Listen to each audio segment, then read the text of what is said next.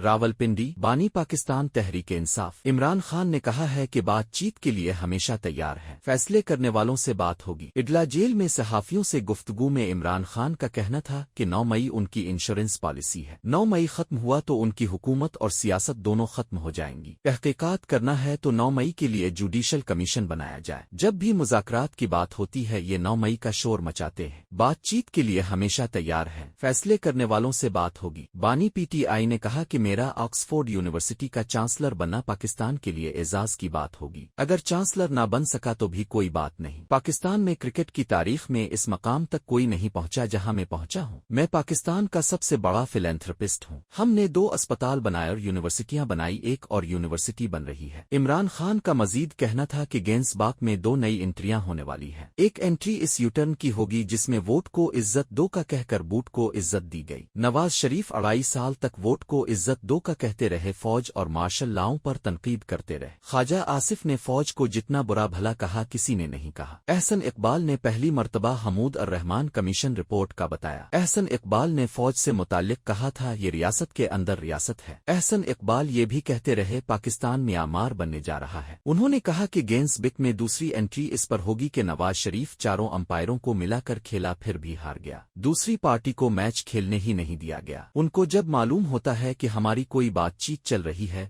ان کو 9 مئی یاد آ جاتا ہے، پھر مطالبہ کرتے ہیں 9 مئی پر معافی مانگیں۔ نواز شریف کو جتانے کے لیے 74,000 ووٹ ڈلوائے گئے۔ بانی پی ٹی آئی نے کہا کہ محمود خان اچکزئی کی حکومت سے بات چل رہی ہے، بات چیت کے لیے ہمیشہ تیار ہے، بات ان کے ساتھ ہوگی جو فیصلے کی قابلیت رکھتے ہیں، ان سے بات کرنا الیکشن میں ان کے ڈاکے کو تسلیم کرنا ہے۔ ہمارے 8 ستمبر کے جلسے کے 3 مقاصد ہیں، ایک مقصد چوری کیا ہوا مینڈیٹ پی ٹی آئی کو واپس کیا جائے، دوسرا مقصد قبضہ گروپ سے ملک کو حقیقی آزادی دلانی ہے، تیسرا مقصد ملک میں آزاد عدلیہ ہے۔ قاضی فائز عیسیٰ کو لانے کے لیے عدلیہ پر حملہ کیا جا رہا ہے۔